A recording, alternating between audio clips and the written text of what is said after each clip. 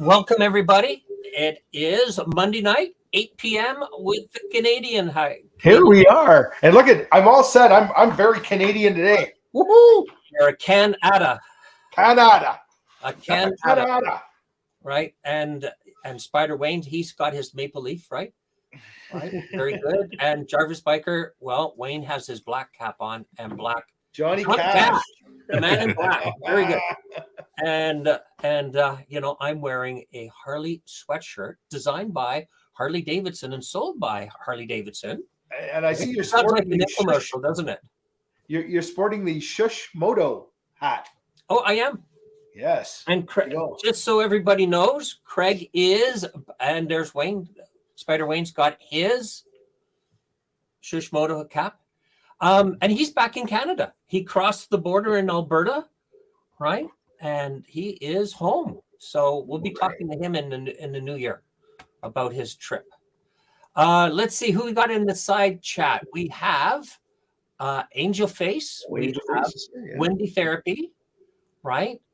We have Ron Hanna. We have Jarvis Biker. He's sitting in there a lot. Right? Old guy on a bike. Oh, we got Jim, old guy on a bike. Superman, right on. 2001. Wendy Therapy, yeah. Wendy Therapy, that's Eddie. He's out in BC.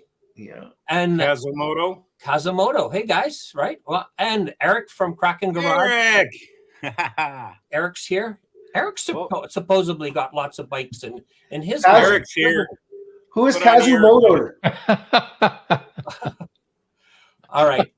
Okay, now then, Mr. Spyder Wayne, are we going to be going through wardrobe changes every time somebody new joins our chat? I don't have that many hats. So more. We also Try and Learn Bikes is here too. Try and Learn Bikes is here. Aaron here from U Motorcycle. He does some neat stuff with his channel and his motorcycles. I just finished watching one of the ones where he's changing his tail lights on his. Craig Hainsworth's in the room. Craig's in the room, right? Wow, good stuff. U Motorcycle is here. What a good start to the evening. Well, welcome.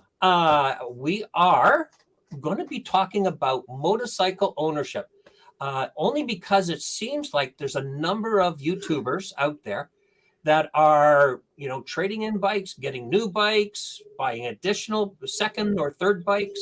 So I thought, hey, can't ride right now because of poor weather. So let's talk about our bikes and that. But before we do that, let's start off and we're going to do our intros, right? Introductions. And we're going to start off with Spyder Wayne. So Wayne, welcome to the channel and tell us a little bit about you. Well, thank you, Dave. And thank you for the invitation. So I'm honored to be here. Thank you so much. So yeah, I'm Spyder Wayne. I've been on YouTube only for a little over a year now. But I started following some other YouTubers about 2 years ago. And I tell you what, the people that I've met out there on YouTube land, just a wonderful group of people. And I keep meeting them more and more as time goes on. So it's been a wonderful journey on YouTube. Now, tell us a little bit, what do you ride and how long you've been riding? Okay, I currently ride a 2020 Spyder RT Limited. I just most recently, within the last 6 weeks, bought my second bike. I've never owned two bikes before. And thanks to watching other YouTubers, it put the bug in my head. So I just recently acquired a 2022 Royal Enfield Interceptor 650. And the reason for that particular bike is its style. It is the retro classic look of the bikes from the 60s and 70s. And I've had a blast on it. I've only got a few hundred miles on it because buying a bike in the middle of October in this region, as you know, up in your region, there's not much riding left. Yeah, well, you get the weather worse than we do, I think. No, I started riding in my teens. In fact, Kevin, you're in the Listowel area, correct? I am. Have you ever heard of a place called Trowbridge? No. Okay, it's only a couple miles out of town, and I think it got absorbed. But I learned to ride my first motorcycle in the summer of '75. It's just northwest of town of Listowel, and I was 15 years old. So I grew up in Oakville. My parents did not want me riding a motorcycle down in the Oakville, Toronto area. So they brought it up to my grandmother's up in Trowbridge there, and I spent a whole summer. It's all gravel roads except for the highways leading.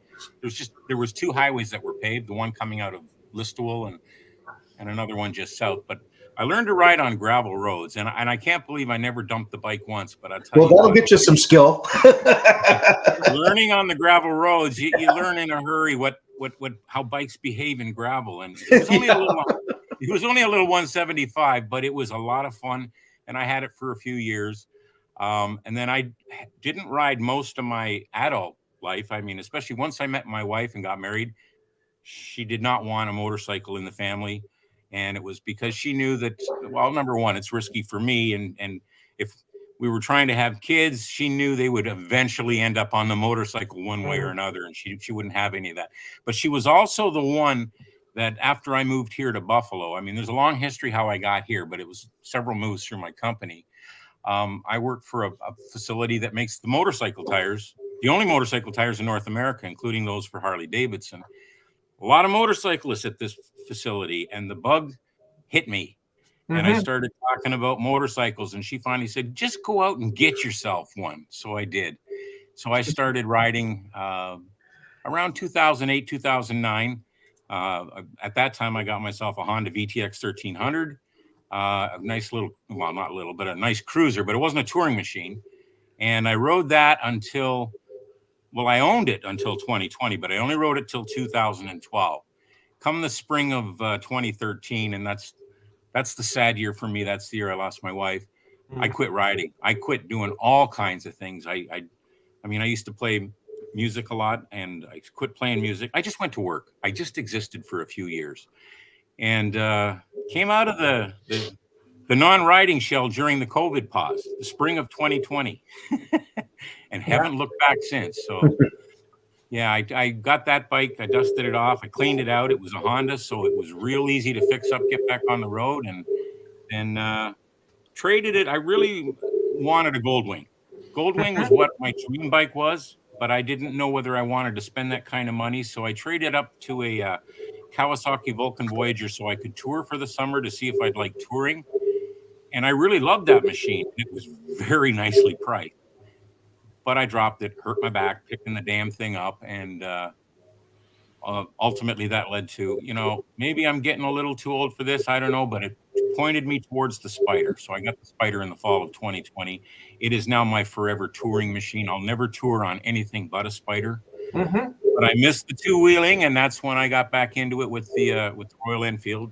And it just reminds me of the bikes I rode in the 70s. That's why I got it. Well, good stuff. I will talk about that more in the show because it's all about our experiences with the bikes that we own. But let's move on. And our friend Wayne, right? The Wayne that is below the Wayne, right? Wayne, a little introduction, sir. So YouTube channel is Jarvis Biker, 2021 Road Glide Limited, and do a lot of riding. You do. That you do. My turn?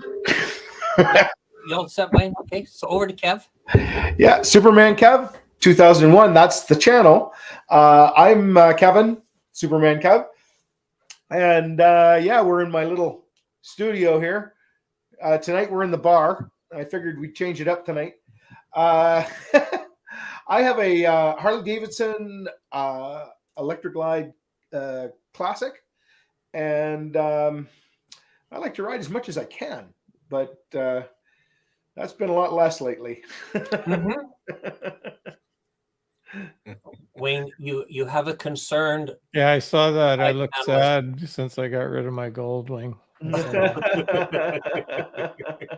And who are you, fine sir, in the corner? Okay, I'm Dave. The channel is Harley's Diners Rides. I have a 2007 Harley Davidson Street Glide, which is all tricked out.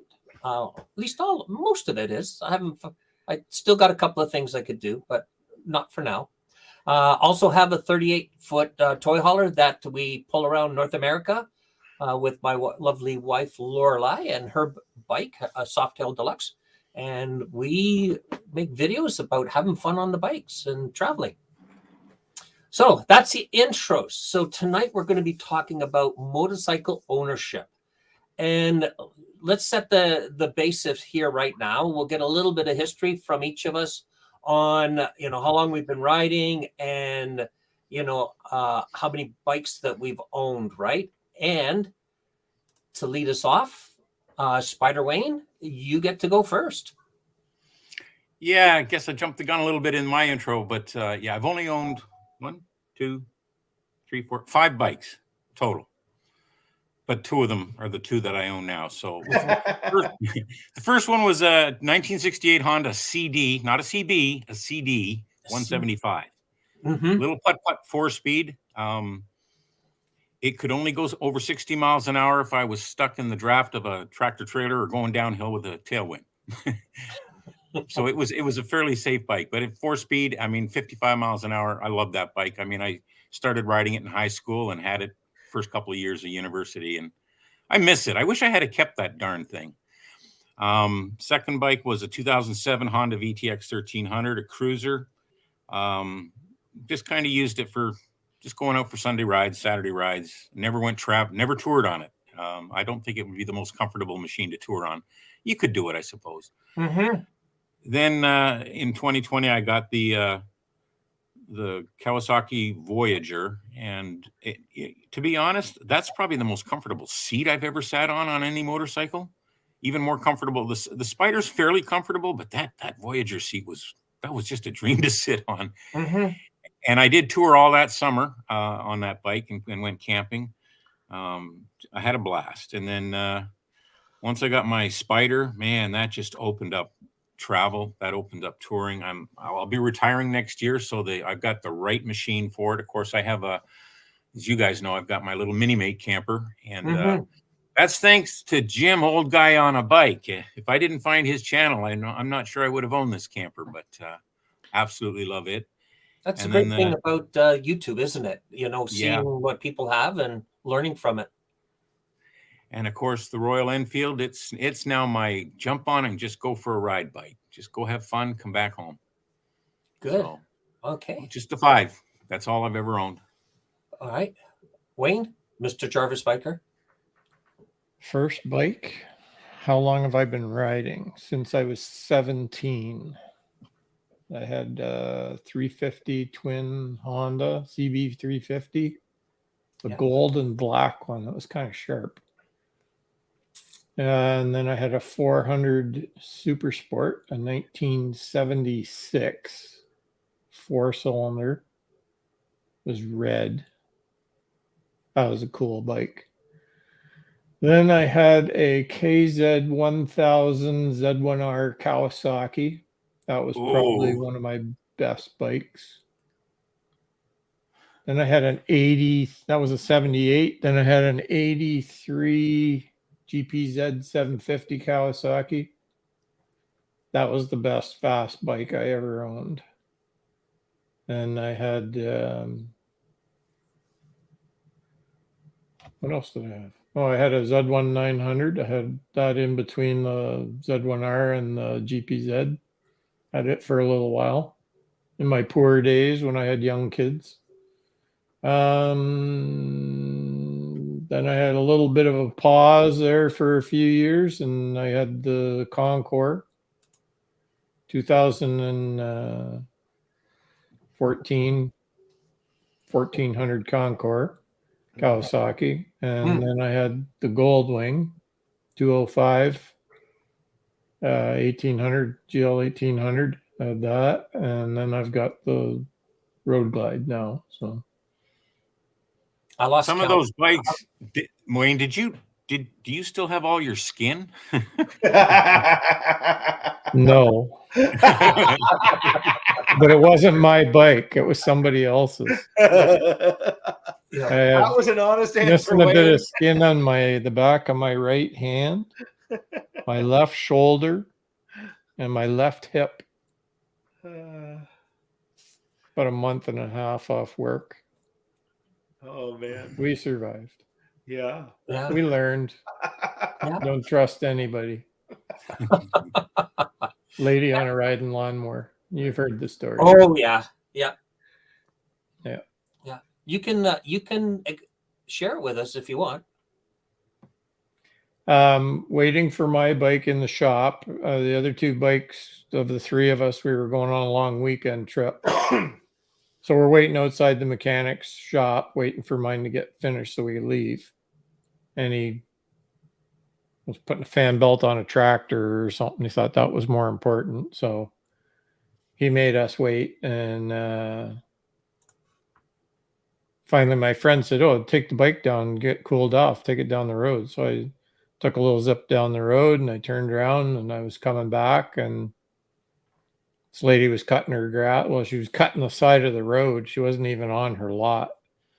And she just turned right out into me. And so I missed her, but I wasn't able to keep the bike up. And what I did, pushed the handlebars so hard, I actually threw the front wheel right out from under the bike, but it saved her life. I'd have killed her for sure. And then I went for a little slide. So anytime I see somebody cutting grass on the side of the road, it's an event. So Yeah, I know. I get that feeling too. no, I just I get that feeling. don't trust them. I don't trust anybody. So I hear you. That's a good way of riding. Right? still here. Always expect the unexpected. Kev, how about you? Well, I was a mini bike kid. I was the one that had to pull start. I annoyed all the neighbors because we lived in a little subdivision, and I would be driving around, with my motorcycle, my little mini bike with the pull start. Me and my brother having a great old time until the cops would come. And then I had a Honda 50. Had that for a little while. That was even more fun because it was even faster. And then I had an 80. I don't know. I had an 8400, and then I had a Honda Interceptor 500, and I had that. I bought that in 84. It was brand new. I rolled it right out of the showroom in 84, and it was pouring rain the day I picked up this bike. It's a red, white, and blue, beautiful bike, and it looked unlike anything else back then, the Interceptors. And I'm petrified because I just bought this thing cash, spent all my money, all $3,600 for a brand new bike. And I rode it back and forth in front of the motorcycle shop because it was pouring rain, thinking, oh God, I gotta make sure I can ride this thing to get it home, because I'd only been, had a license for a really short time. Never really rode on the street too terribly much. And then after that, I had a 650, and then I had a 750 Magna. And then after I had the Magna and the Harley I have now at the same time. Good stuff. Yeah, I've been riding. I started riding in 82. So, right. I should make an update to my information, Dave, because my passenger had motorcycles too. She had a Honda 50. She had a Honda 90, and she had a Kawasaki 75 dirt bike too. Yeah, those little bikes are so much fun. Yeah. You can ride. She just chooses not to anymore. Yeah. So for me, I'm like Wayne and Kevin, right? I started off on mini bikes. My dad used to throw the bikes he had a big 1966 Chevrolet Impala, 2 doors. So like the trunk was huge on this thing, and he would be able to fit 2 mini bikes in the back trunk of this Impala. And we used to, he was in construction. He was a mechanic, heavy duty mechanic. So we'd go out to the job sites and just race around the job sites on our mini bikes. And that's where we, my brother and I both started the love of riding motorcycles. I had a job one summer working in a factory, and my cousin, he had a 750. CB754, Honda. And that's how he used to pick me up every night, and we would go into work, and then he'd drop me off the next morning. So really, I was introduced to Hondas originally. I started racing motocross. I had a CR125, and it was one of the older ones where it had the muffler that came down and around and underneath the bike, and then I remember those. Yes, and then back out towards the seat. Right. Yeah. The only problem was if you lost control and came off the track and hit a tree, it was normally the muffler that hit the tree first, right? So my dad would get it off the bike, take it into work. He would braze the muffler again, put it on the bike, and away go for another couple of races until I smashed it again. And then I got a CR250, and that thing was really snaky, in the dirt. And put it this way, is that a two-stroke? Yeah. Two-stroke. XLs were the four-strokes. But I tell you, I have fallen off motorcycles enough with those two bikes I don't need to fall off a bike for the rest of my life. Right? I hear you. I've got it covered, right? Then, like Kev, I got a 750. You got the Interceptor. I got the Magna, V45 Magna. I had and then my next bike was a Magna after the Interceptor. Yeah, I got that. And then I sold it because we were buying a house, and which was the biggest mistake I ever did, right? Should never have sold it. Really the money on selling that bike at the time really did not make any difference in buying the house, right? You know what? It makes a difference with your significant other. Now, I have a good story, and I think I've told you this. So my brother, right, he had a 1000 Sportster in the garage. And when it came time, they were going to buy a house, and his wife says, well, you should go out and sell that bike because we can put the money towards the house. And being a handy guy that he was, he says, you know what, let me go outside first and let me just double check to make sure the bike's in good working condition before we sell it. He went out in the garage, and later that weekend, he come back in. He says, you know what, I took it all apart, and there's so many things wrong with it, I'm not going to be able to sell it. And that bike sat in a basket in his garage for probably about 10 years before we got together and we rebuilt it and he rode it again on the road. I had a buddy like that. He used to get a bike and he'd tear it completely apart, and it'd be in like cardboard boxes all over his apartment. Yeah. I never saw one of them go back together. Well, what a waste. Yeah, my brothers went, and I actually have a picture of it.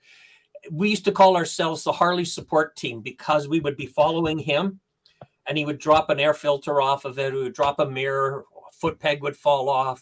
It just rattled, and it was, typical Harley of the day, right? Hey. Everywhere. We've got anonymous biker in the house. I haven't seen him for a while. There we are. We got a lot of people. We got Craig from Moto Travels. We got Boots and Jeans Riders. Oh, Craig's back. Oh, yeah, get Craig on. Here we go. All right, now free advertising. Craig, I need to have a chat with you. So send me a message on Messenger. All right. Kev needs a hat and a t-shirt. He lost them. Anyway, just to finish off mine, and then we'll move on. So the next bike I had was a 85 Goldwing Interstate. And the interesting story here was it was a rescue bike that a friend of mine bought. Because it was found in a backyard laying on its side, and had been there for a number of years. And at the time, Wednesday night was the gathering at my house. I had a big garage, and people would come over and we'd work on our bikes. Although at the time I didn't have one, but we would work on the bikes, tell stories, drink a few beers. And, we did that for a whole summer. And my friend Dale had found this interstate. He got it. He brought it over to my place for the beginning of the year. And by the end of the summer, we had ripped it apart, put it back together. It was running perfectly. And, unfortunately, Dale passed away that following year. So he only got to ride it for a short period of time. But I was able to purchase it off of my friend's son, and that's the bike I had up until I purchased the Street Glide.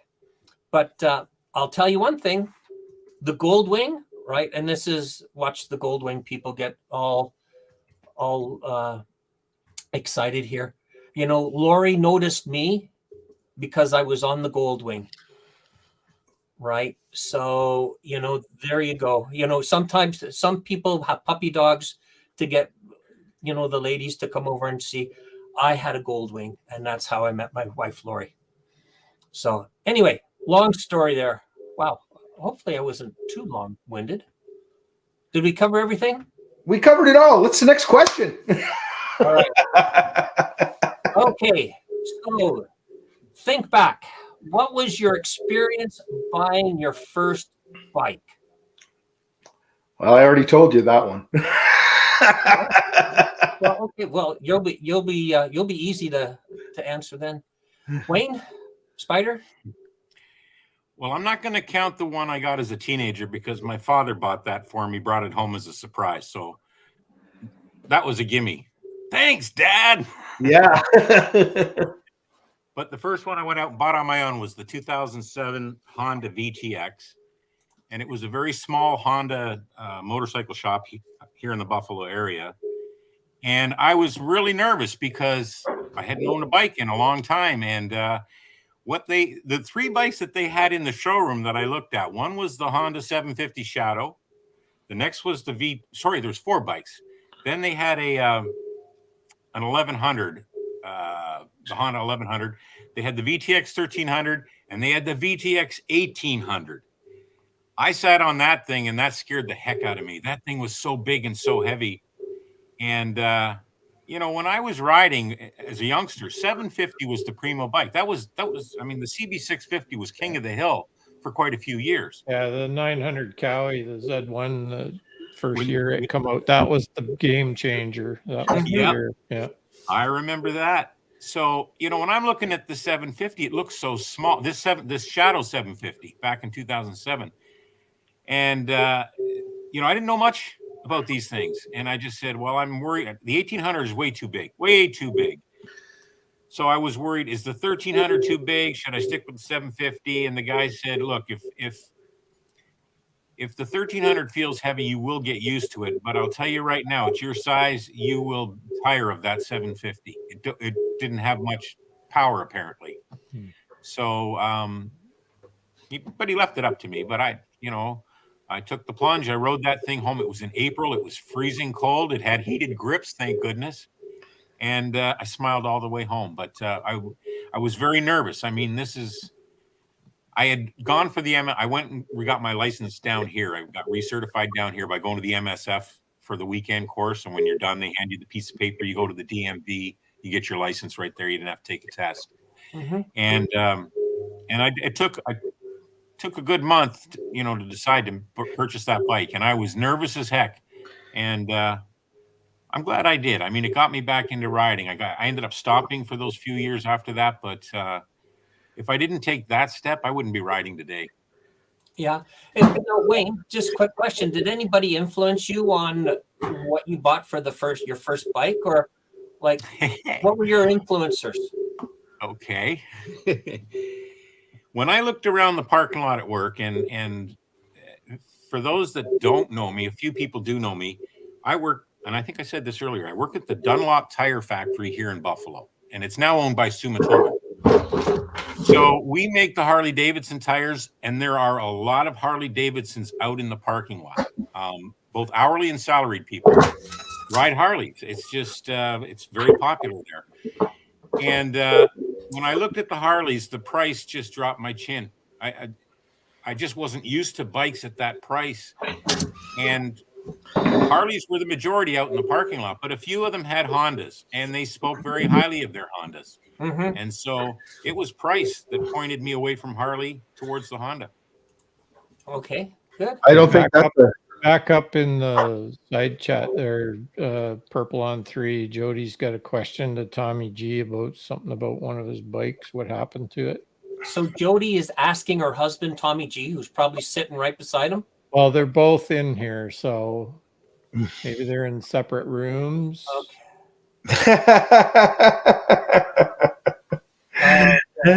Here now. What really happened to his Honda Magna? Oh, this has got a story. All right. Carry on, Dave. Yeah, we don't want to turn this show into counseling between Jody and Tommy. But there's lots of people in the side chat that can lend support to either one of you, right? If you need it. You know what I'm finding interesting? What I'm finding interesting in the side chat is how many of these guys who have gold wings and cruisers started off with crotch rockets. Yeah. Did you see the one from Anonymous Biker? He says, I ride a gold wing and carry a puppy. Now that for Boots and Jeans. He was saying, yeah, he started off on an Interceptor. Yeah, I went. How big an Interceptor did you start on when you were riding? Okay, all right. So let's move on. Wayne, how about you? First bike experience. And who influenced you? I had a couple of buddies in high school that rode, and they'd bring their bikes every day, and it ended up one of them. I bought his bike. And then, because he was looking to upgrade, he was due to get a bigger bike, right? So I bought it. I only had it probably for 2 summers, and then I upgraded again. So myself. So yeah. And you know, the thing of it is, it doesn't really even matter what you start on. That getting out on the road. Mm-hmm. It doesn't matter what it is, you know. If it's a scooter or a mini back bike, in the day, there was no way to ride. Like now, you've got your beginner's bike license. You're allowed to go out on the road and ride daylight hours or whatever until you go get your test, right? Yeah. But that wasn't an option. So basically, you were bootlegging it if you were out on the roads. And so I lived on a farm. I went down the back way and took all the back roads. So I learned to ride street bike on the gravel. Mm-hmm. Most definitely. You were allowed to ride your bike to the test, but if you failed, you couldn't ride it home. That's right. That was it. Yeah. That's right. Yeah. Is that right? Yeah. Yep. You could ride it to there, but you couldn't ride it home. Yeah. Correct. Yeah. Good thing we all passed. Yeah. So there was a guy failed when we were there. Just everybody else lined up all side by side. All the bikes were, it was like one of those movies where the guy kicks the bike over. And this guy had a Honda 90, one of those ones that look like a giraffe neck. He had one of those, and that's what he was trying to take his test on. So I had parked farther away, like there was kind of a gap between my bike and everybody else's. And this guy came in and parked his bike and got off, and he walked away, and it tipped over and it knocked all the bikes over. And guys had broken brake levers and all kinds of crap going on that they had to finish their test with their bike the way it came. Oh no. So the guy doing the test, the Ministry of Transport guy, he starts yelling at this guy, called him right by name, and he said, "This is the 6th time you've been here. Oh no. And every time you come here, something worse than the last time happens." And everybody else is like pissed. And I'm down at the end just going, "Oh, thank you." Like, but that was my day at the test. Oh my goodness me. Yeah. Very good. Back Kev? in the day, though, they just stood on the street corner, and they like small town Cayuga, Ontario. They just stood Yeah. on the corner and they watched you go around the block and come up. Yeah. You just kept Yeah. doing a figure eight around the intersections, and Yeah. I then went they took you in the back and did the cone thing. right. bit. Yeah. Kev? Well, you know what? I've kind of answered the what was my first bike experience, buying experience, but I would say my first bike experience was way back, like when I was like 5 or 6, and my dad was a motor officer, and so he'd put me on the bike when he would come home, and I'd sit me there, and I would sit on the tank and turned on the lights and siren and all that sort of stuff. I think that's what got me hooked on bikes right from the get-go. And after that, when I got my first bike, it was like, that was it. I'm hooked. I had Corvettes for a while with a car club. And I remember going out to one of the guys' places, and he had a Harley sitting in the garage. And I said, wow, and he had this really nice Corvette. And I said to him, like, why do you still have the motorcycle? He said, because, buddy, you'll never get that out of your system. He said, trust me, if you've had a motorcycle, you're going to have another one. And at that point, I didn't believe him, but here I am. Mhm. Yeah. And I think that's the way it goes. Yeah. So the one experience that I had, as I said, I had two influencers. One was one of the guys I went to school with before I got my motorcycle license. He had a CB350. I remember those. Street bike. Yeah. And on Friday nights, he had a girlfriend who didn't really like motorcycles, and I had a car. So we would switch. So him and his girlfriend would drive my car, and I would ride his motorcycle. But I didn't have a license at the time. But I really enjoyed riding that CB350. And then, as I said before, my cousin had a CB750. So really, when I started buying motorcycle, I kind of tilted towards Honda. And I remember buying my first, my CR250 race motocross bike. I walked in and I was all pumped up. I was going to work the deal, get the price down. The salesman, we sit down at his desk. I noticed his name is spelled Geoff. And I looked at it, and I'm not all that good with reading and that. But anyway, I looked at him and I said, well, Geoff.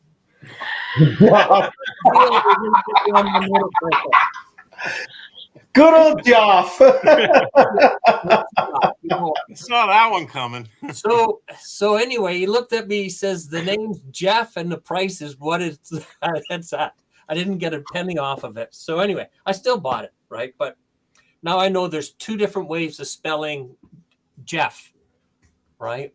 One that's easy to pronounce and see, and the other one not so easy. Anyway, did I ever tell you that story? Yeah. Did you, Ralph? Yeah. Once in a while. Once in a while. Well, at least we're not going to talk about my lens cap and the moose in Newfoundland. That's No. not. Do you want to hear kind of a stupid story? My friend Ron, who's in the side chat, we both had. I had the Interceptor 500, and he had a V 65 D45. V65, I think. Oh yeah. Magna, and Yeah, that was the 1100. yeah, and he couldn't get it going, and so I was trying to push it. Did I tell you this story? So I'm trying to push this stupid thing, trying to get it started, and I'm pushing it. I'm all completely out of wind, and I said to Ron, "Hey man, have you got this thing? Like, is it turned on?" He goes, "Oh yeah, it's turned on," and I'm pushing and pushing and pushing, and then I realized that he'd hit the kill switch. So the off was on, turn the kill switch on. It's started after I pushed it for like half an hour down a hill. I kind of think he did that on purpose. Dave. I think he did. Yeah, You know, I think so. he's that kind of guy. Nick Stash is in the house, Yeah, I see that. Right. and Craig Hainsworth. And he wants to know. He wants to know where these caps come from. Well, I've only got one. Spyder Wayne's into his third now. The Toronto Maple Leafs. Is that what it is? Yeah, and I'm pretty sure, JB, you're a Montreal Canadian fan, correct? Jarvis Me? Biker? Yeah. Yeah. Well, not necessarily all the team, but a Carey Price fan. So I was a goalie. So Okay.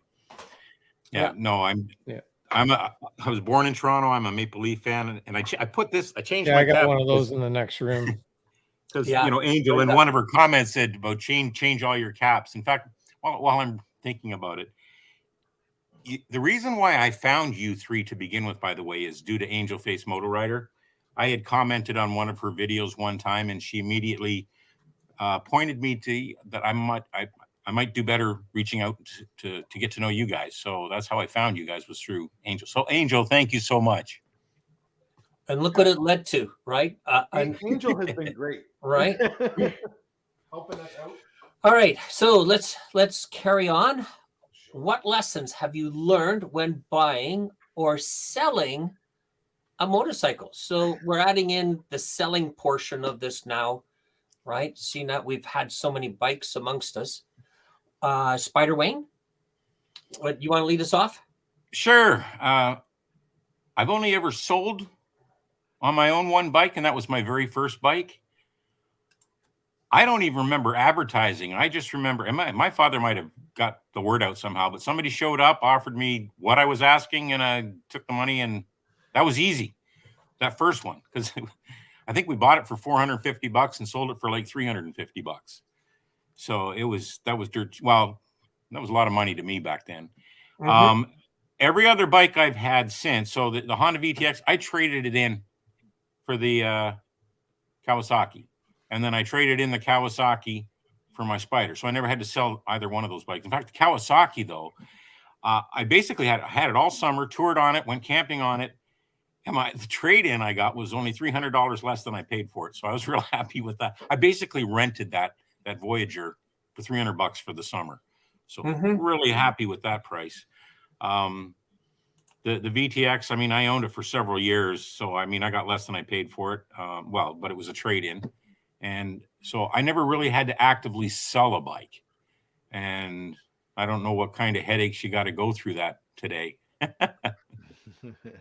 Yeah. Wayne? Oh, Jarvis Biker Wayne. Looky-loos showing up wanting to take it for a ride. That's about the only experience I had with selling a bike. Most of the other ones I've traded in, so I was always trading up. Well, yeah, selling a bike, Kev, that is you? That. Well, selling a bike, isn't that always like the juggernaut, eh? I had my Honda Magna, a 2001 Honda Magna that I kept in pristine condition. And I loved that bike. Loved it. And I put it up for sale for what a Honda Magna in excellent condition should sell for. And I found a guy, came out and looked at it and said, yep, that's what I want. And I said to him, I will sell this bike to you. I am so confident in how good this bike is because I kept it so clean and so well maintained. So I thought. I didn't really. That I'll safety this bike. Well, by the time I had finished safetying the bike, I almost broke even.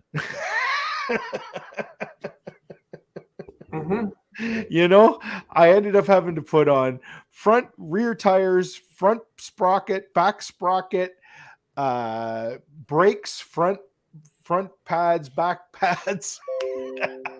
You know, and by the time I was finished with everything, the bike was perfect for him. Like everything had been made right, but I didn't really make much money. But You know what? Lesson learned. Yeah. Lesson learned. You know, it's interesting how many people just sit on a bike. They'll sit on it. They'll put their hands on the handlebar. You know, they'll roll it back and forth a little bit. Look this left, look right, and that's what they make their decision on. Have you ever gone to an actual motorcycle show and seen people first time motorcyclists? They'll just go and they'll sit there, and if their friend says you look cool, right? They're Yeah, but they've got that in their head what they want. They've seen a bike out on the street and they thought that's why they've just gone to that bike and sat on it. Went, yeah, okay, Yeah. I like This this. is the one. yeah, it's amazing, right? Yeah. You know, Yeah, I know. I know.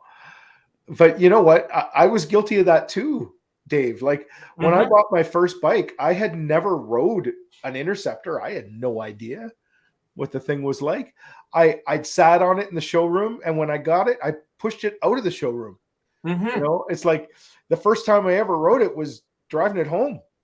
Scared the crap out of me. yeah. Do you know some?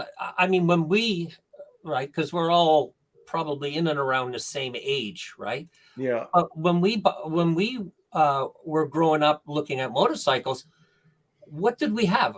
You could walk to the dealership and look there. You could go buy a magazine, Cycle World, and read up on the different bikes. Bike Trader.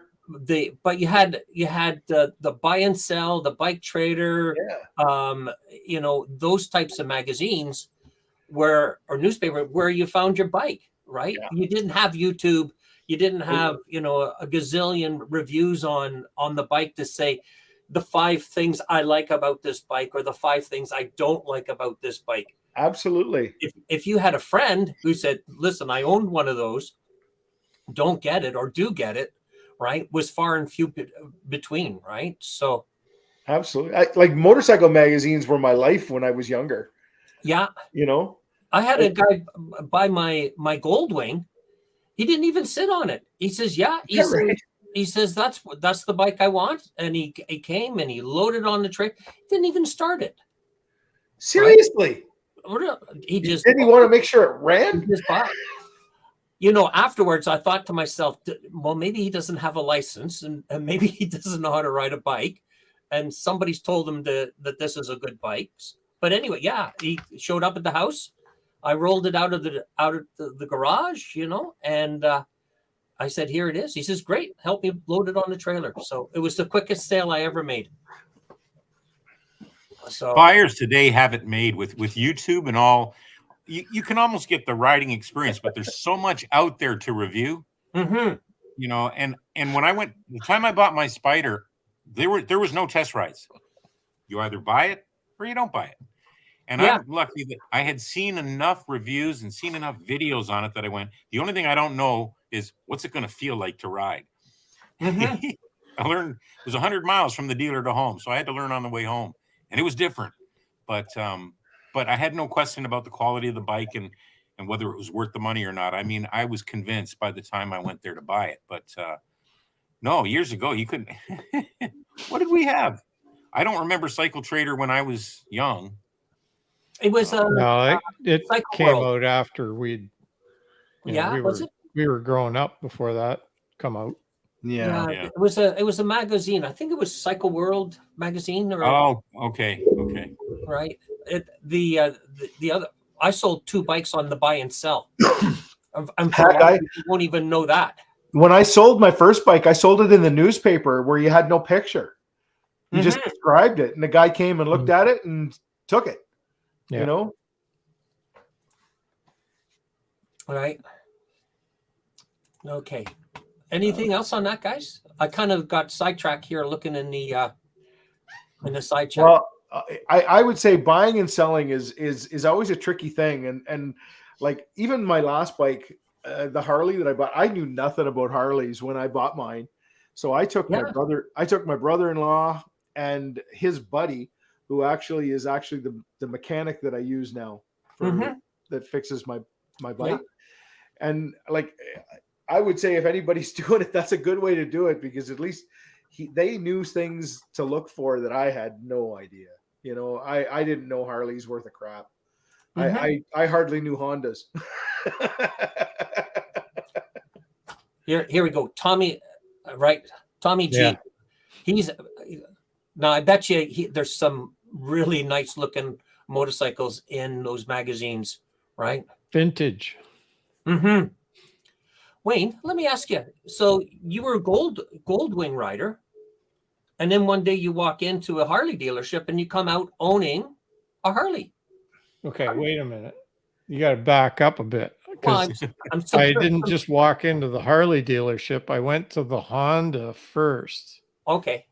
Saw a new Goldwing sitting outside that was so weather tattered. I went, that bike's almost brand new. Why does it look like that? And I went, screw that. And I walked over to the Harley dealership on the other side of the parking lot. And I walked in the door and saw a bike exactly like the one that I have. And I want that one. 2 days later, I bought it. Yeah. But had you ridden the Harley or researched the road my glide? whole riding group has Harleys. Yeah. So I snuck a few rides over the years, but the Goldwing was just as good. They're a little different. Like the Goldwing is a little smoother. You know, the clutch pulls a little easier, that kind of stuff. But the Harley has its attributes too, and one of them is it handles better than the Goldwing. I find it way better for me, and I believe it's the width of the bike, the body of the bike, and the engine on the lower center of gravity on the Goldwing, but the Harley is narrower because the engine's inline V.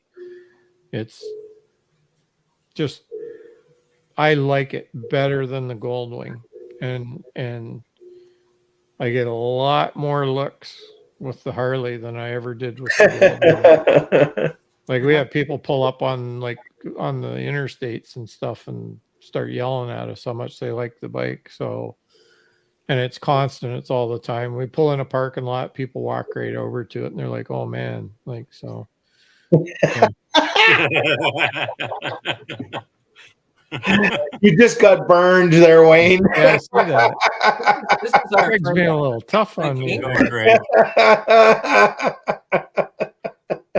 only thing Now, is, I won't say that I'll never own another Goldwing. I mean, They're good obviously bikes. I'm going to wear this bike out sometime.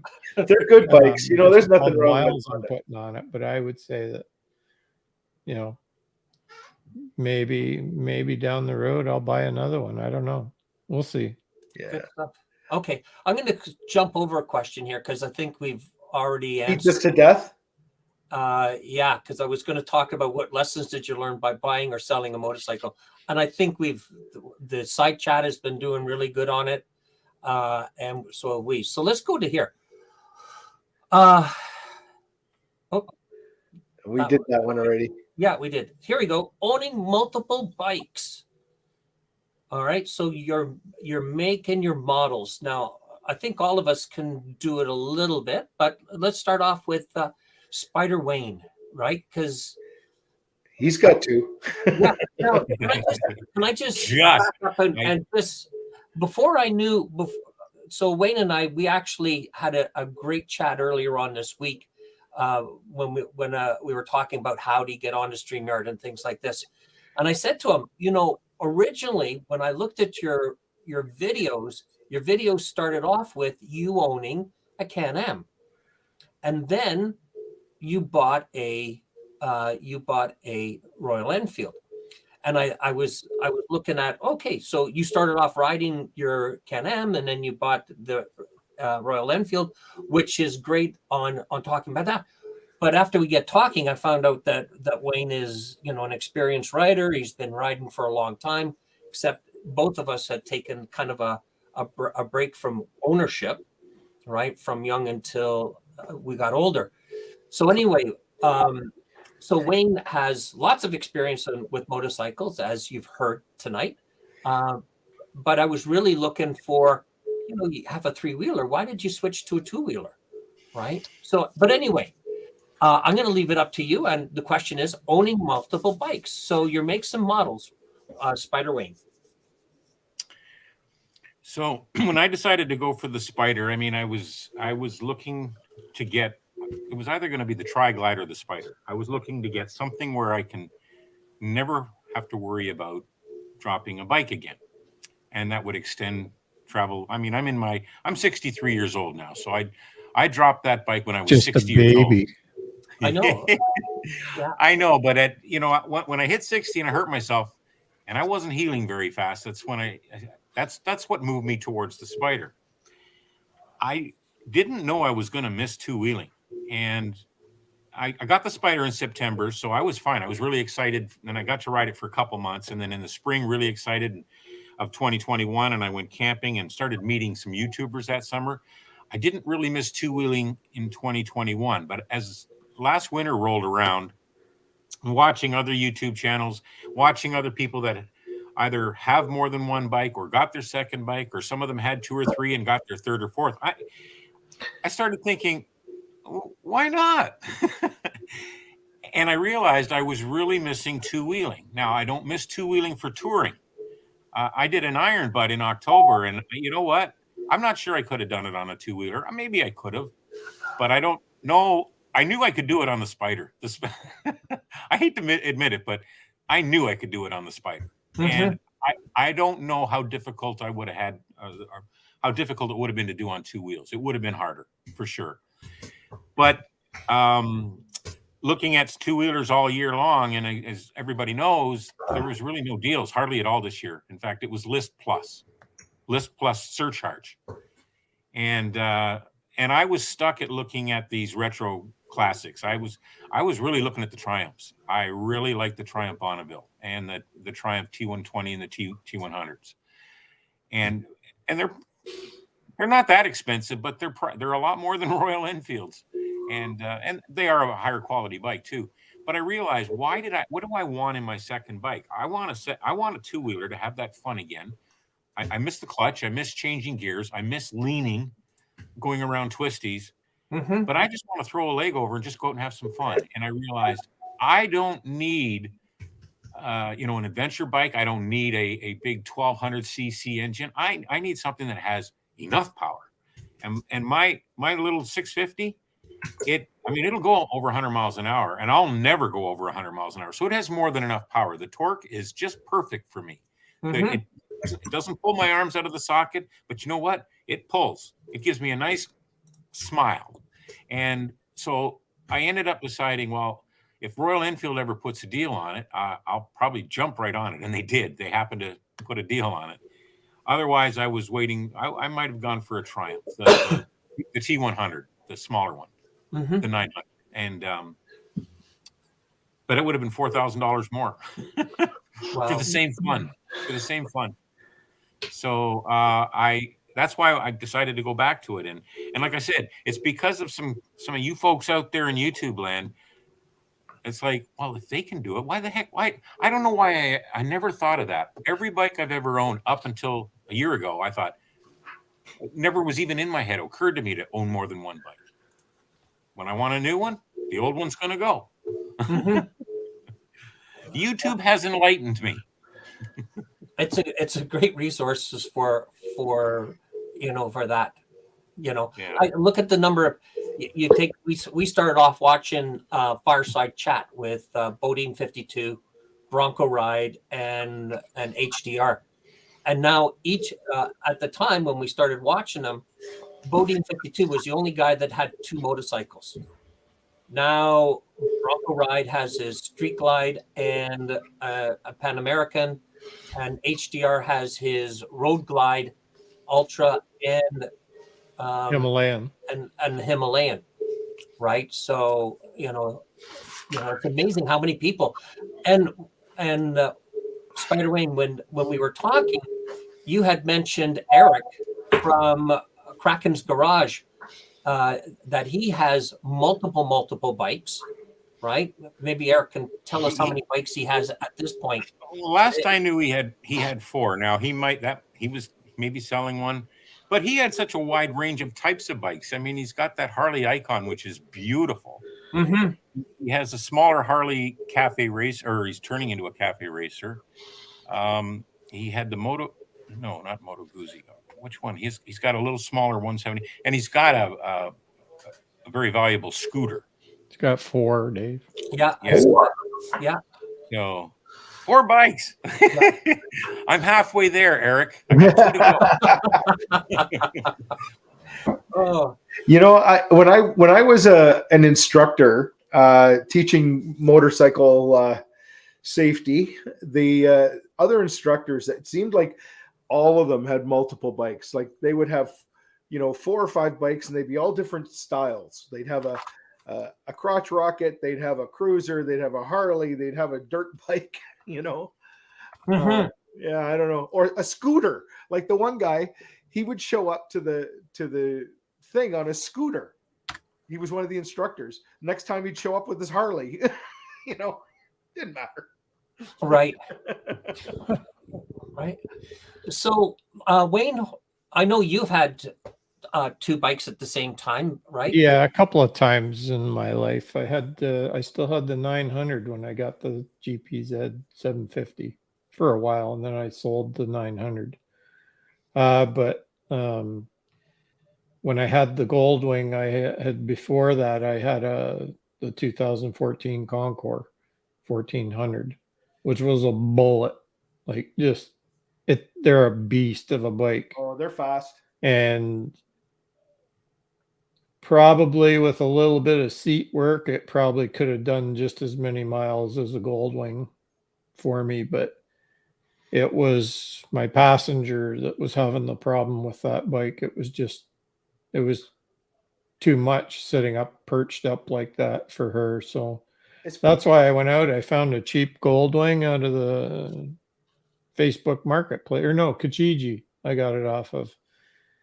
Went and looked at it. I told the guy, I said, don't start it up. Don't warm it up. I said, I want to see it dead cold. I got there. I put my hand on the engine. It was dead cold. I said, okay, start it. And not a puff of oil or anything. And he let me take it for a ride. I rode it around and came back. I said, okay, I'll buy it, but you got to safety it. So that's exactly what it is. Yeah, he safetied it. And I went up couple of days later and brought it home, paid him cash. It was a good deal. And the reason that I got rid of the Concours, which was, I loved that bike, but it was just like my driver's license was ready to disappear. You cannot have that bike and not crank the throttle every once in a while. I understand that way.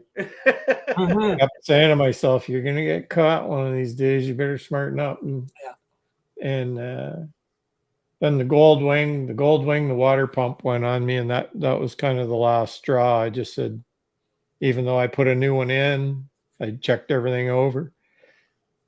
I just saw how many rad hoses were on that bike. And there's like 30 something of them in there.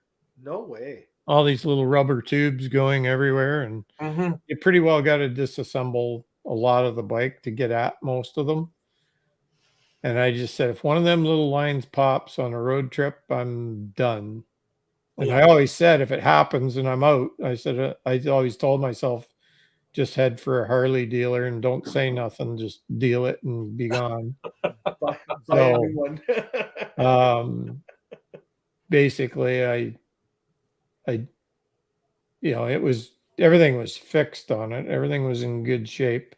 I'd rebuilt the front forks, the front brakes, water pump, new battery. It had all kinds of new stuff on it, and it was running really good. And so the guy that bought it, Kevin and I met him, and it's got a good home, and he doesn't go too far from home. So if anything ever did, it's an older bike. It's a 2005. I mean, there's some of those bikes out that are still going and they're doing, 200, 300, 400,000 miles on them. So, you know, he may find that, but I just needed a newer bike. That's all, just to keep me confident that we were going to be okay out and away. So, I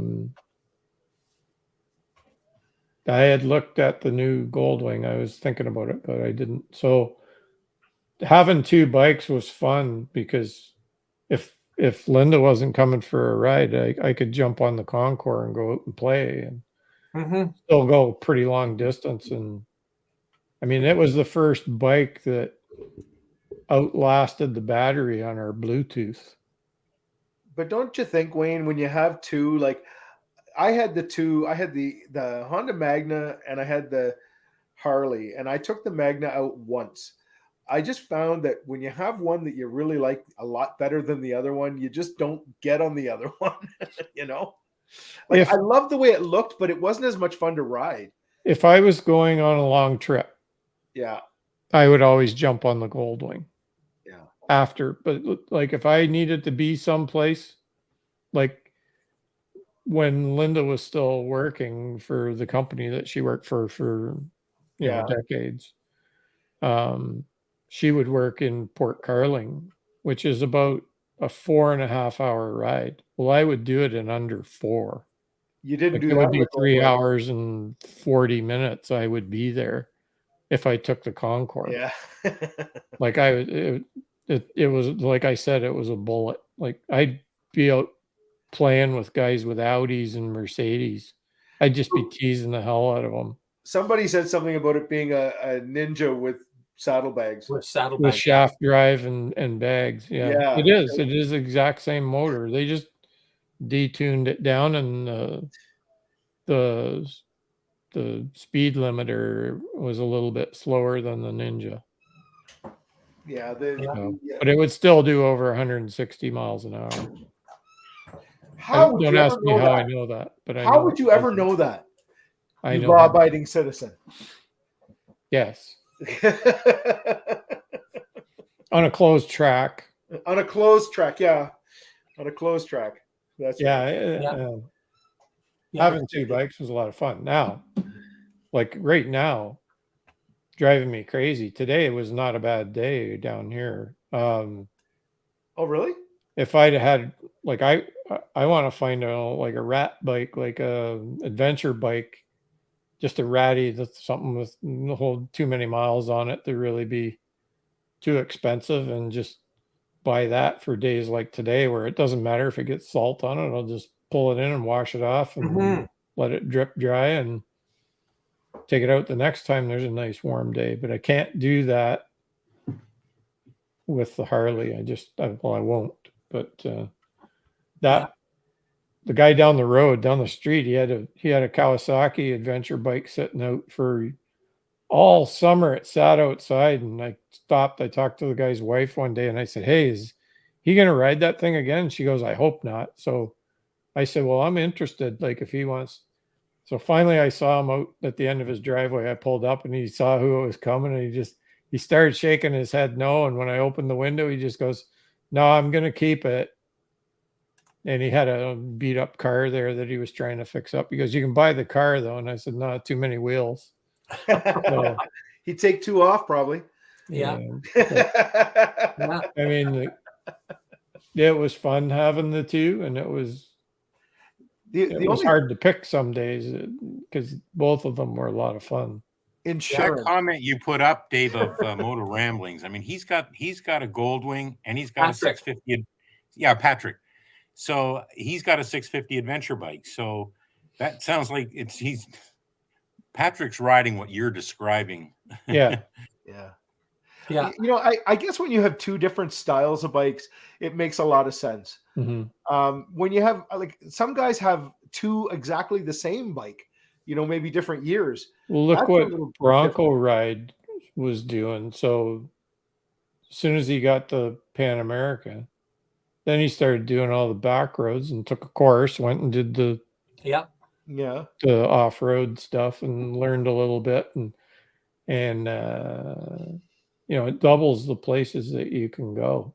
Yeah, Mhm. sure. It's a different experience too, right? Like when you're doing a road trip and you're going to, you know, different highways and all this sort of stuff versus going out in the middle of, you know, BF nowhere and going on a basically a cow path or a logging road or some damn thing like that. That's a whole different deal, right? And that's a whole different kind of fun. And there's Mhm. nothing wrong with that, you know. In fact, I think Patrick on one of his recent videos is planning to do a trip across country where almost all of it is off-road, Oh, that'd be cool. completely off-road. Very little of it on any city or county highways.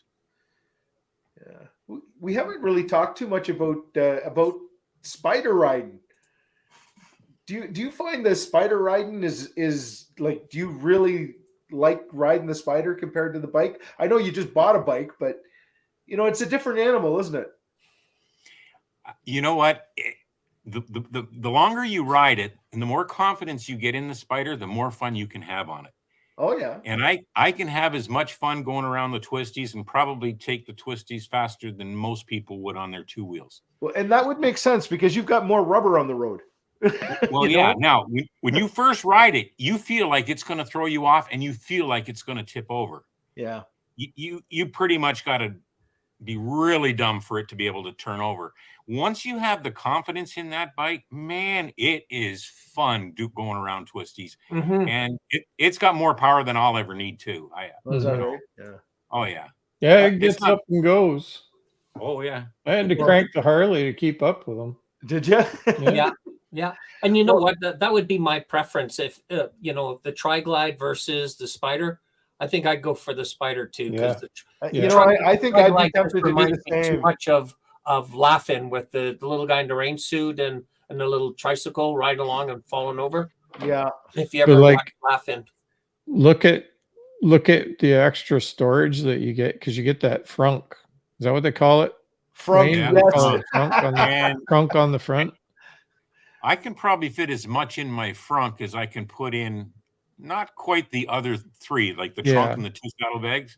Yeah, The the frunk is storage deep. on the rest of the bike is comparable, I think, to the Goldwing for I think size I'd of buy the a- trunk and the The side newer bags and ones. that. Yeah. I think the I'd buy a spider just so I could say frunk. You know, the other But- the newer so, Spyders, they've got an Just extended in fuel pack. just in conversation with Linda a couple of times, I've said about the Spyder, and she's not said exactly 100% no. She said that's kind of interesting. So I had reached out to Purple on 3 to Jody, and I said she might think about getting one. So we've kind of got plans. I'm going to take Linda down there, and Jody can take her for a little run and see if she likes Mhm. it or not. So Everybody that she does that to leaves there loving the Spyder. yeah, did you see Lucinda and get Craig. on there? And Oh, Lucinda was like smiling. You could see oh, it. yeah. You could see Well- that look. Got Well, the here's- handlebar. Here's Craig Hanks with his wife Felicia, right? Yeah. Oh yeah, she's got one too. I forgot about that. Oh, cool. Yeah. Good stuff. Yeah. All right. All right. So They get bit, Jody says. yeah, I know. I just posted that up. Okay, so how do you decide which bike to ride? Well, That's sometimes easy for it's the me. one nearest to the door, isn't it? I will do all my short, just want to go out for a bit, up to a couple hours. I will probably do most of those on the Royal Enfield Mm-hmm. because the Spyder that's my touring machine. And I mean, I may feel like going out for half an hour on it once in a while too, but it's the one I'd rather go for hours on, or it'll always be my touring machine. It's the only one I can pull the trailer with anyway. Yeah. But just for if I'm coming home from work and I've got another half hour to an hour before it gets dark, I'll probably throw a leg over the Royal Enfield and take a quick ride down to the lake. Mm-hmm. Those things look so cool. Those old Royal Enfields, or even the new Royal Enfields. The new ones, the style's just like the CB 350, the CB 400, the CB 500, the CB 750. Yeah. It's that style. Yeah, it's a cool looking bike, you know. Yeah. It's a cool looking bike. Wayne, how about you? How did you decide what bike to take? Yeah, like I said, the one that was nearest the door. Most of the time, it's just easier. If there's any work involved in going for a ride, it's not going to go well. So now, depends on what I was doing. If I was going for a quick blast, whether I needed a little more storage. So if I needed more storage when I had the two, say I was going to run up to the grocery store and I had to get quite a bit of stuff, I'd probably take the Goldwing. Mm-hmm. In saying that, if I wanted to get there fast and get back fast, it would have been the Concord, because it would carry quite a bit too. Those bags are humongous on that bike. So yeah, good. I need to add one more thing. What's that? My Spyder gets 35 miles to the gallon. The Royal Enfield gets 55 miles to the gallon. Yeah. Yeah. It's going to get more local rides, the Enfield. Yeah. Joe did that. Yeah, that's for sure. Wayne, what size tank do you have in your Spyder? It's 7 gallons. 7 gallons, eh? Okay. And it's 3.6 in the it's a little over 7. I've never put 7 in it because it never gets to empty. And it's 3.6 gallons in the Royal Enfield. And I can get close to 180 miles on the Enfield, and I can barely get 200 miles on the Spyder. What? Really? Wow. Well, I can push it to 220, but and I'm filling it up with, you know, just a little over 6 gallons. It's on the one thing about my Spyder is when it warns you for a little while as it's going distance to empty. And once mine gets down to 34, 33, 32 miles to empty, then it finally just disappears and says, fine, I warned you, you're on your own. And it doesn't, mine does not count down to 0. Yeah. So you're paranoid when that disappears. You're just like, okay, do I really have 20 miles left? 25? Yeah. And your Royal Enfield, look, does it give you a warning also? Yeah. It has bars, and so there is a gauge, so it gets down to 1 bar and it's yellow and then low fuel. Yeah. My Road Glide, I think it scrambles at about 14 kilometers. I freak out when the light That's comes low. on. I was like, no. Actually, it uses it up pretty quick. Like it'll come on at about 35 miles. Mm-hmm. But miles or kilometers? I forget now. I think it's kilometers. Yeah, yours is Canadian bike. Right? Well, I got it set for miles most of the time, but I can't remember what it was set on the time. I was almost right out, and it says 35 miles, but I don't think it's really 35 miles. Yeah. That's why I carry gas. More like 20. Yeah. Cool. Well, guys, guess what? I think we're there. It is that time for quick fire questions. Quick fire questions, right? But then this has been, before we do though, anything else we want to just add into our conversation that we may have missed? We were talking about multiple bikes, selling bikes, buying bikes. Do we anything else we want to throw in or something you want to share? You know what? I would have more motorcycles. It's so hard to justify paying the insurance on them. Like to have that, like, because it costs. I mean, it costs a lot of money. Liability is not that much. It's all the other stuff. Yeah. Comprehensive. And any of the bikes that I'm interested in, fire and collision. Yeah. But you know, I people who do it, kudos to them. Well, that's why I wanted the rat bike to ride. Then I just put liability on it, legal to ride. Go if I crack it up, well, fix it or throw it away, sell it for parts, and carry on. You know, the biggest regret I have is when Lori sold her. She had a 2003 silver anniversary Harley, a Sportster 1200 Custom. Oh, that's a nice bike. It was. and the amount, and we traded it in to get our victory at the time. And you know what? Looking back now, the money that we actually got for the victory, or to trade in for the For the victory, Harley, yeah. I wish we had kept it, because that was such a fun little bike just to, boot around town on, right? Yeah. Talk about hell on wheels. That thing was just it get up and go. Yeah. Yeah. All right, with that, quick fire, my friend. Quick fire questions. So we should have, you know what? I'm going to work on this. The next time we do a quick fire, I am going to have a theme song for, an introduction, because you should have something in this. So Well, here we go. And we're going to go around. We're going to start off with Spyder Wayne. And I know you've got 2 bikes already, but here you get to dream a little. If you could have another bike in your garage, what would it be? I am now thinking about an adventure bike. It's for channels like Patrick's, Motor Ramblings. I've never tried off-roading. And Adventure Tomic, his channel has some wonderful, now he's in Colorado, so the rides he has, and Dewey rides out west. He's got some spectacular off-road rides out there. I would have never thought to go that route, but I'm watching enough of the videos thinking that would be cool. Okay, good. All right, so an adventure bike. Wayne, Mr. Jarvis Biker. Does it have to be a new bike? Because I said about just getting a rat bike for just playing around, which would probably be more useful to me, especially at this time of year. If it was a new bike,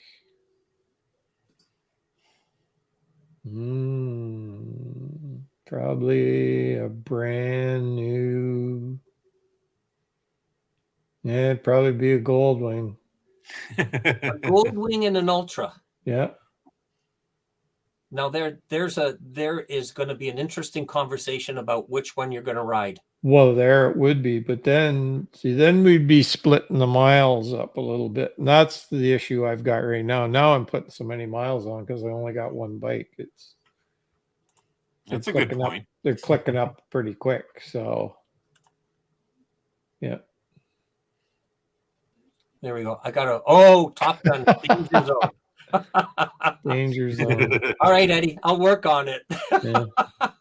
Good. Okay, Kev. Well, let me think. Give me a second.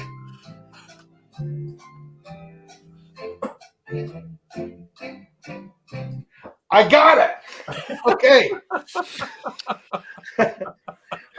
You just never know what you're going to get, Wayne, when you I know.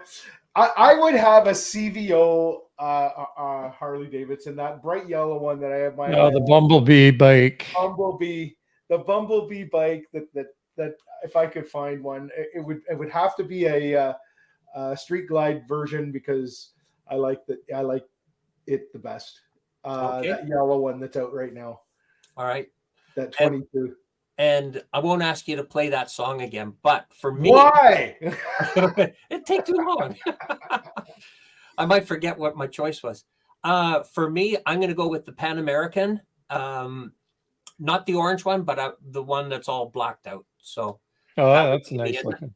And I like the blue ones too. Yeah, you can go to Alaska on that. Well, somebody already did in this bike pack. I'd be putting a day-long seat on it first. Mm-hmm. Okay, here's the next question. And this is for your second bike. Will you deck out your second ride? You know what I mean. Customization, pipes, suspension. So if you buy a second bike, would you deck it out the same as your first bike? Wayne, Spyder Wayne? I don't have specific plans to do any major modifications to it. There's a lot that can be done to the Interceptor 650. And by the way, Kevin, that Interceptor of yours, the Honda, that bike is the reason why Royal Enfield cannot brand my bike, the Interceptor, only in the United States. Is that right? It's the INT 650 in the United States. It's the Interceptor everywhere else around the world. Honda has the exclusive rights in the US for some reason, and that you had the bike. Yeah. But getting back to the question, no, I like the sound of my pipes. I've never really liked loud pipes. So the Honda VTX had a nice deep rumble, but very quiet. I like that. The Voyager had a pretty decent rumble, but very quiet, and I like that. The Spyder is really quiet. There's really no rumble to my Spyder. Mm-hmm. But the 650 Interceptor, this thing has a nice little deep rumble. So I don't plan on doing anything with the pipes, but I may put a little windshield on it, because I had forgotten what the wind feels like at 70 miles an hour. It's been many years since I was on a bare naked bike, and feeling like I'm wearing a parachute. That that took me a little bit to get used to. So I wouldn't mind a little bit of wind protection. I don't have any specific plans. There's different accessories out there that I'm looking at, and I might, have some fun in the winter, but nothing major. Nothing major. Very good. Okay. Wayne? Well, if it's a gold wing, no. It'll stay pretty much box stock. If it was something like an adventure bike, I'd probably put nav accessories and two-way radio and all that kind of stuff that you need on when you go into the bush. So, yeah, it'd be tricked out pretty good. Mm-hmm. Okay. Kev? I think I'm a victim. You get another bike, and you would say, I'm not going to do this. And before you know it, it's got new this, new that, change this, change that, because it's part of the hobby. And the winter's too long to not do something. I find I spend the winter time, I'll go out into the workshop and imagine what I should add onto the bike, and next thing you know, I'm online. And there it is. Yeah. I know myself too well. Well, you know what? Depending on what you buy. So if I was to buy the Pan American, then there's all of the clothing that I would have to buy. Exactly. Right. You have to match. Buy a new helmet, gloves, Absolutely. pants, and jacket, not to mention, whatever the bike needs, because that's what I do, right? Can't help it. Yeah. So there we go. So we would most likely do some changes. All right. So here's let's have some fun with this. If a bike could talk, what would the bike I left behind say to you? What? Do you understand? If a bike could talk, if your bike could talk, and you had two bikes, what would the bike I left behind say to you? I know what it would say. Spyder Wayne, go ahead. Well, when I did the reveal of my Royal Enfield, I kind of put a little funny clip in that video, and all I said was, and I named my Spyder Oreo. Oreo was mad. He wasn't talking to me at all. He was so mad he wasn't talking. And there was a little clip of a really pissed off Spyder in there. Okay, Wayne. Oh yeah, you're really sorry about it now, aren't you? I know what mine would say. And what is that? Thanks for getting your fat ass off my bike.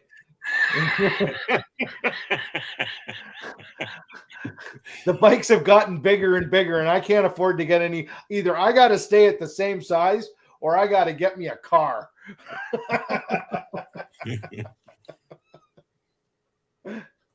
So I've got a couple, right? What would you say, Dave?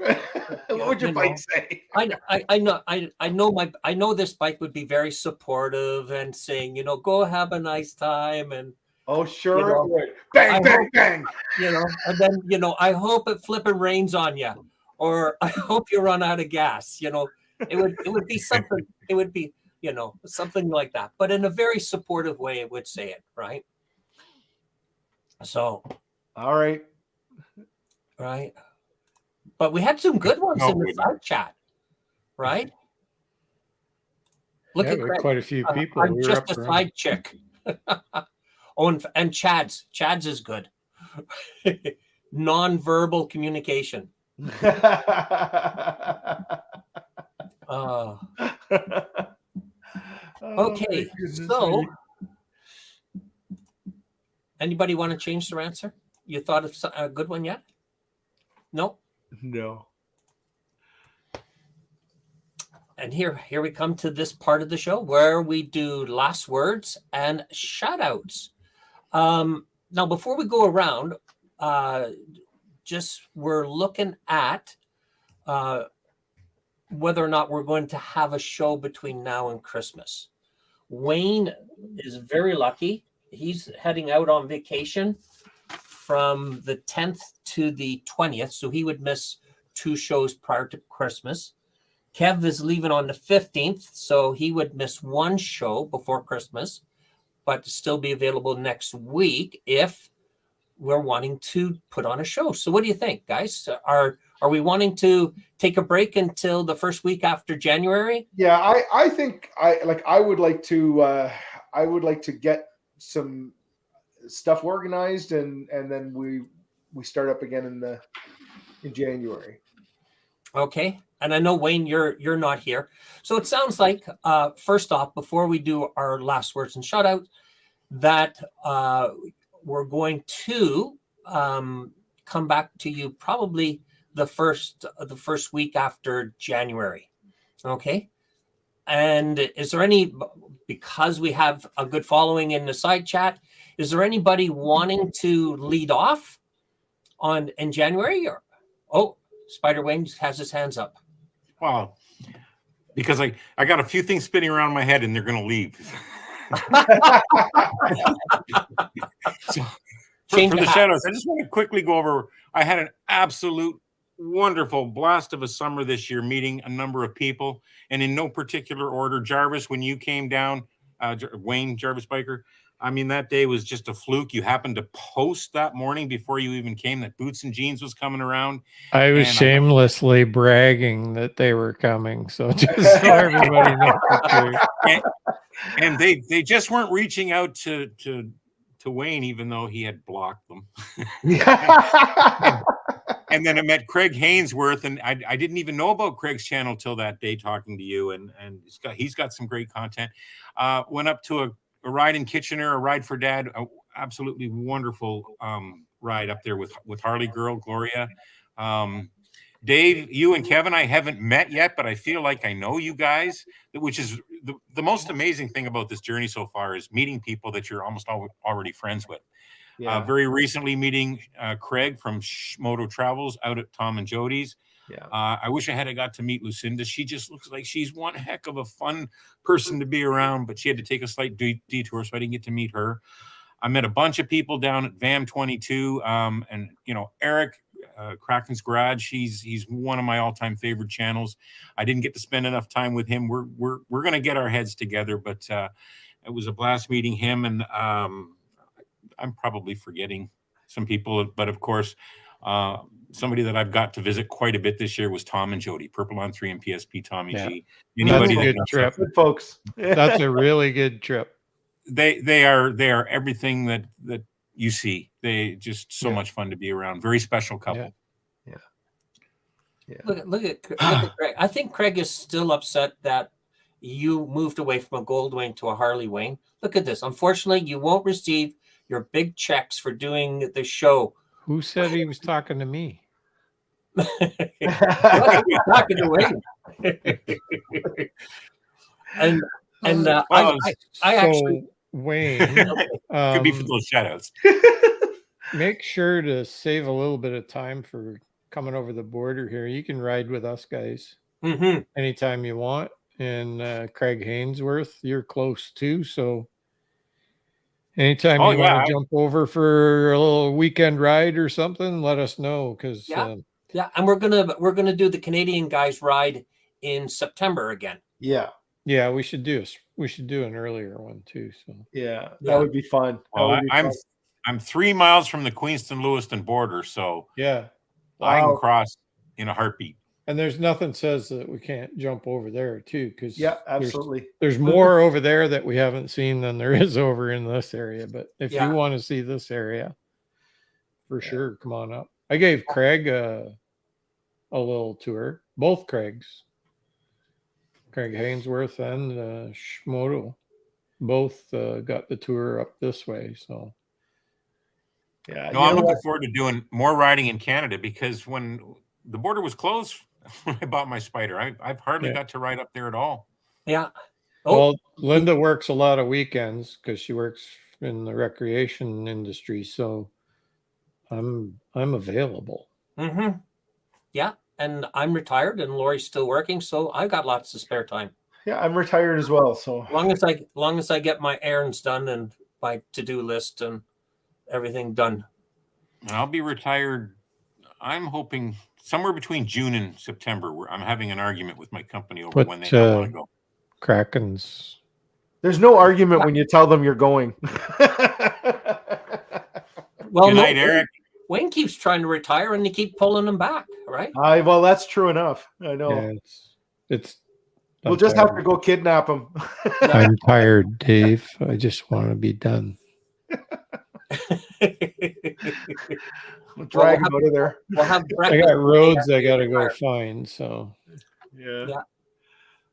I'm Good. gonna park in Rich and Cake's backyard or in their driveway with my RV, and I'm gonna go ride all over California. Are you?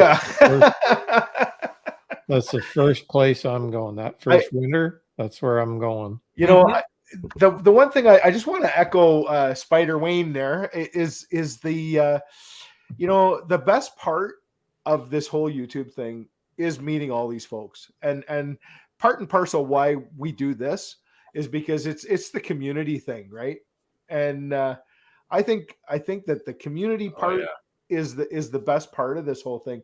I mean, YouTube is great, and we're all trying to grow our YouTube channels, but that's a hard task for anyone. But I think the offside of that is just having fun and meeting these folks along the way and all the places we go, and it's neat to meet people that like you were saying, Wayne, that you feel like you already know them, like You do? yeah. Mhm. Yeah, and it's kind of cool when you get to meet them, Right. and I like that. So just on this, just to correct. So Craig, you must be looking at an old calendar because the next Port Dover next year is October. October. It's the only one next year. Yeah. Is that the Friday the 13th? Friday the 13th. Okay. Yeah. It's Come on up. It's the largest one. I'll meet you at the day. border. You and Craig come over. We'll give you the Grand Lake tour to Port Mhm. Dover. This is down in Jarvis October's It's not usually far. pretty I good, know. so. That's really Yeah. close. Yeah, Yep. but everybody always takes the QE, like the big 6 lane up to Hamilton and then cuts up Highway 6. They missed all the Lakeshore Road all the way Yeah. from I Fort Erie up. I always take the back roads too, right? Going Yep. from Newmarket all the way down to takes me 3 hours to get there, right? And just under 2 to get home, right? So there's lots of. Okay, Wayne, last words or shout outs? Me? Yes, Mr. Shout out. Spiker. Yeah, I think I've talked to everybody on the side chat already. Yeah, we've had the side chat's been fantastic. I do have one thing. Yes. I put a video out yesterday, and I got a comment from Rich and Cake, and I just wanted to thank them. I for coming from you guys, that was it meant a lot to me. That I put a lot of work into that video, and I'm pleased that you liked it.